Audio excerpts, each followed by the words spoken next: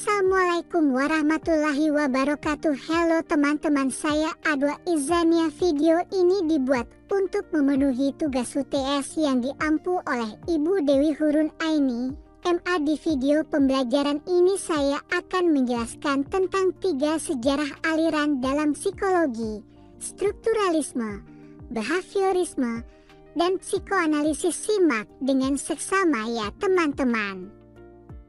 Strukturalisme merupakan salah satu aliran psikologi pertama yang dikembangkan oleh Wilhelm Wundt pada tahun 1879.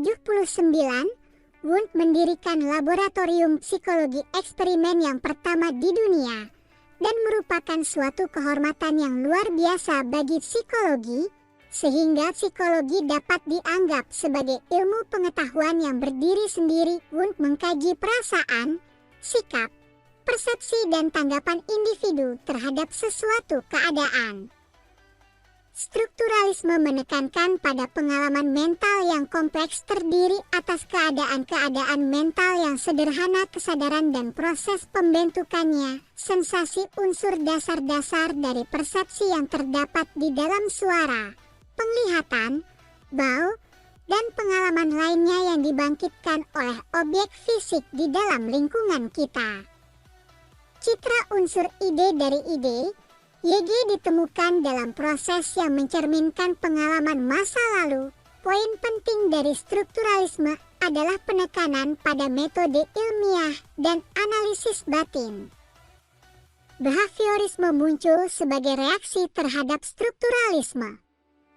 Mereka mengabaikan batin dan fokus pada perilaku teramati. Contoh eksperimen terkenal dari aliran ini adalah eksperimen Pavlov. Teori Pavlov adalah pengondisian klasik yang menggambarkan proses pembelajaran melalui asosiasi stimulus dari lingkungan dan bersifat alamiah. Untuk menyusun teori ini, Ivan Pavlov menggunakan anjing sebagai bahan eksperimen. Dalam eksperimennya, Pavlov menempatkan sinyal netral untuk mendapatkan refleks secara alami. Sinyal netral yang dimunculkan berupa suara nada tertentu.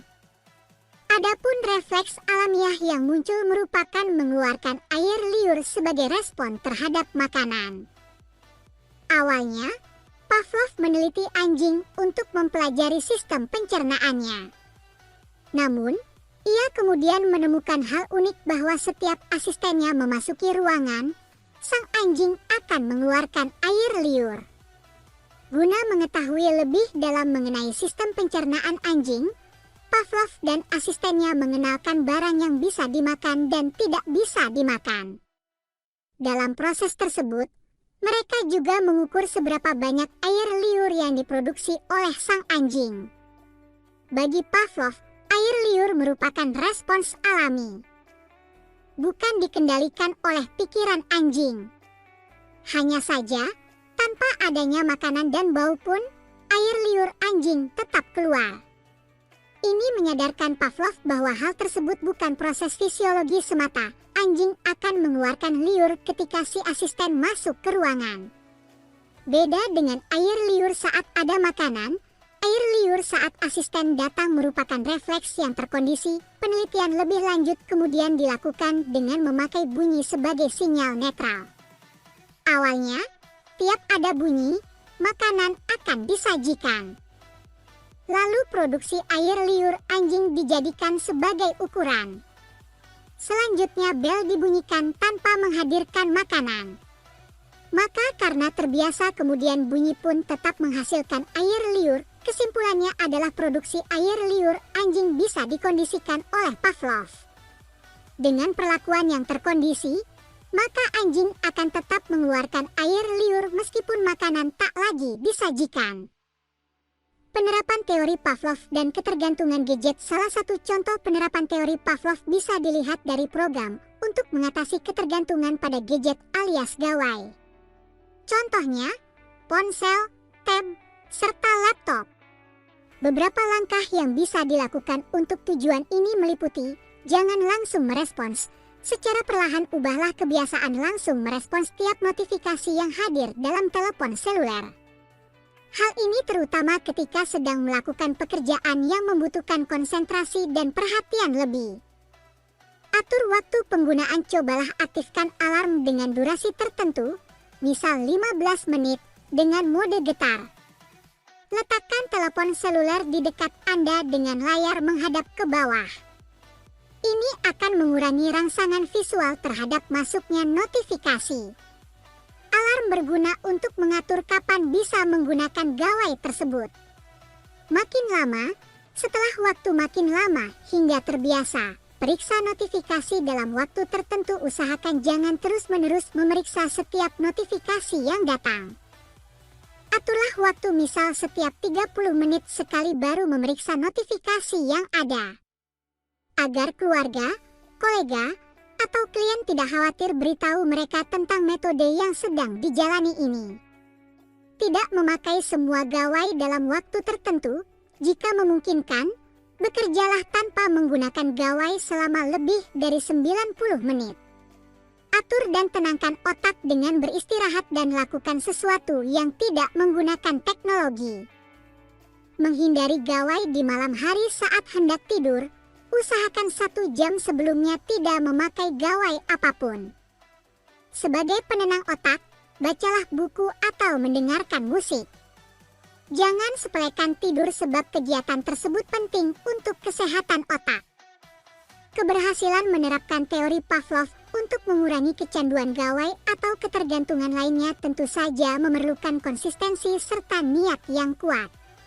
Secanggih apapun metode yang dilakukan, semua akan sia-sia jika setengah hati. Jadi terapkanlah semaksimal mungkin agar hasilnya optimal.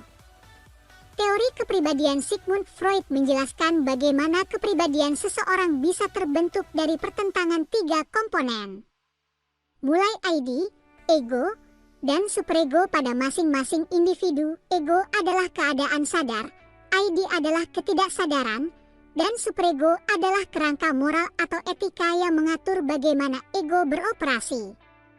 Lebih jelasnya lagi, Freud berpendapat kalau ID adalah bagian primitif dan instingtual dari pikiran yang berisi dorongan seksual dan agresif serta ingatan tersembunyi. ID juga agak keras kepala, karena ia hanya menanggapi apa yang disebut Freud sebagai prinsip kesenangan. Jika terasa enak, lakukanlah, dan tidak ada yang lain. ID bisa dibilang terdiri dari semua komponen kepribadian yang diwariskan, biologis, yang ada saat lahir, termasuk insting seks, kehidupan, eros, yang berisi libido, dan insting agresif, kematian. ID adalah bagian impulsif dan tidak sadar dari jiwa yang merespons secara langsung terhadap dorongan, kebutuhan, dan keinginan dasar. Ego adalah satu-satunya bagian dari kepribadian sadar. Itulah yang disadari orang ketika mereka berpikir tentang diri mereka sendiri. Dan itulah yang biasanya mereka coba gambarkan kepada orang lain. Ego berkembang menjadi perantara antara ID yang tidak realistis dan dunia nyata eksternal. Ini adalah komponen pengambilan keputusan dari kepribadian. Idealnya, ego bekerja dengan akal, sedangkan ID kacau dan tidak masuk akal. Ego beroperasi sesuai dengan prinsip realitas, bekerja dengan cara yang realistis untuk memuaskan tuntutan ID, tetapi berusaha sebisa mungkin menghindari konsekuensi negatif dari masyarakat. Ego mempertimbangkan realitas dan norma sosial, etika dan aturan dalam memutuskan bagaimana berperilaku. Superego adalah bagian dari ketidaksadaran yang merupakan suara hati nurani, melakukan apa yang benar, dan sumber kritik diri. Superego mencerminkan nilai-nilai moral masyarakat sampai taraf tertentu, tergantung zaman. Seseorang terkadang sadar akan moralitas dan etikanya sendiri-sendiri, tetapi superego berisi sejumlah besar kode atau larangan yang dikeluarkan sebagian besar secara tidak sadar. Fungsi superego adalah untuk mengontrol impuls ID, terutama yang dilarang oleh masyarakat. Berfungsi membujuk ego untuk beralih ke tujuan moralistik daripada hanya realistis dan berjuang untuk kesempurnaan. Memahami teori kepribadian dapat membantu kamu memahami diri sendiri dan orang lain, serta fakta bahwa preferensi bisa berbeda. Tipe kepribadian berguna untuk mengenali bagaimana kamu dapat memimpin, memengaruhi, berkomunikasi, berkolaborasi, menegosiasikan sesuatu, dan mengelola stres. Sekian dari penjelasan saya. Terima kasih telah menonton video tentang 3 aliran psikologi ini. Semoga ini dapat membantu. Assalahu yubarik makote alamna. Wassalamualaikum warahmatullahi wabarakatuh.